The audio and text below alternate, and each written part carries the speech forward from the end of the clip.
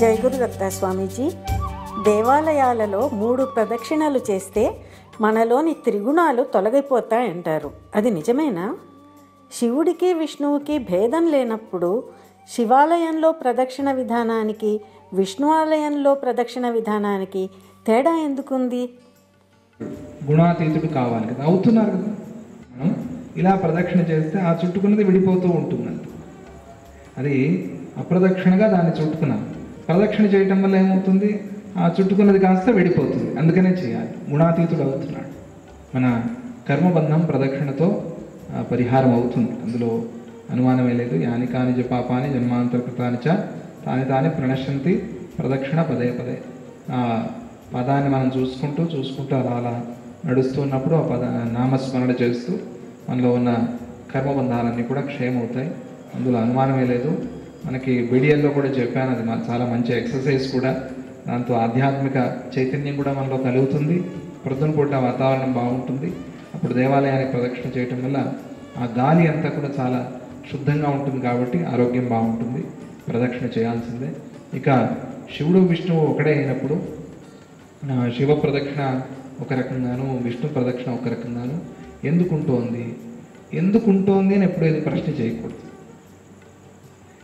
అలా ఉంది కాబట్టి అలా చేయటం, దాన్ని అభ్యాసం చేసుకోవాలి. మనకు దాని మీద శ్రద్ధ ఉంది కాబట్టి, అలా చెప్పారు కాబట్టి అలా చేయటం. ఎందుకు ఉంది అనే ప్రశ్న అంటే ఉంది కదా.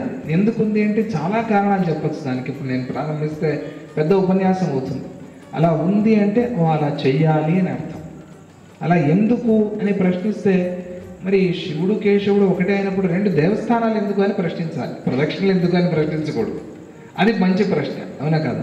2 దేవస్థానాలు ఎందుకు అని ప్రశ్నిస్తే అది చాలా మంచి ప్రశ్న అవుతుంది. అందుకనే శంకర నారాయణ స్వామి అని ఒక ఆలయం మంగళూరు దగ్గర. శంకర నారాయణ ఇద్దరు అర్ధనారీశ్వర స్వామిలాగా ఆయన శంకరుడు నారాయణుడు ఇద్దరు కూడా ఒకే రూపంలో ఉంటారు. ఇటువైపు ఏమో ఆయన శంఖాన్ని పద్మాన్ని ధరించి ఉంటారు, ఇటువైపు ఏమో త్రిశూలాన్ని ఇంకొకటి ఏదో డమరుకాన్ని ఆయన ధరించి ఉంటారు. శంకర నారాయణ స్వరూపం. ఆ భేదాన్ని చూపించేందుకోసమే ఇద్దరు అలా ఉన్నారు. అది మాత్రమే కాకుండా ఇంకా కొన్ని చిత్రాల్లో మనం ఆయన శివస్వరూపంగా ఉంటారు. మళ్ళీ ఆ నామాన్ని కూడా పెట్టుకుని ఉంటారు. త్రిపుండ్రాన్ని కూడా పెట్టుకుని ఉంటారు. ఊర్ధ్వపుండ్రాన్ని పెట్టుకుని శివుడు అలా కనిపిస్తూ ఉంటాడు. అది అటువంటి రూపాలు కూడా కొన్ని ఉన్నాయి. అలా ఎందుకు అంటే లోకం భిన్న రుచి. ఒక్కొక్కరికి ఒక్కొక్క రుచి. ఒకరికి సాంబార్ కావాలి, ఒకరికి చారు కావాలి, ఒకరికి మజ్జిగ కావాలి, ఒకరికి చట్నీ కావాలి. లోకం భిన్న రుచి. ఆ భిన్న రుచిగా ఉన్నప్పుడు కొంతమందికి శివుడి మీద భక్తి, కొంతమందికి విష్ణువు మీద భక్తి. అలా భక్తిగా ఉన్నారు కాబట్టి ఆలయాల్లో ఎక్కడైనా సరే మీరు పరమాత్మను దర్శించండి అని అనేక ఆలయాల్ని మహాత్ములు సద్గురువు స్వామీజీ నిర్మాణం చేస్తున్నారు. అలా ఎవరికి ఏది ఇష్టమో, ఏ దేవతామూర్తి ఇష్టమో ఆ దేవతామూర్తిని దర్శిస్తూ అక్కడే పరమాత్మని దర్శనం చేయండి.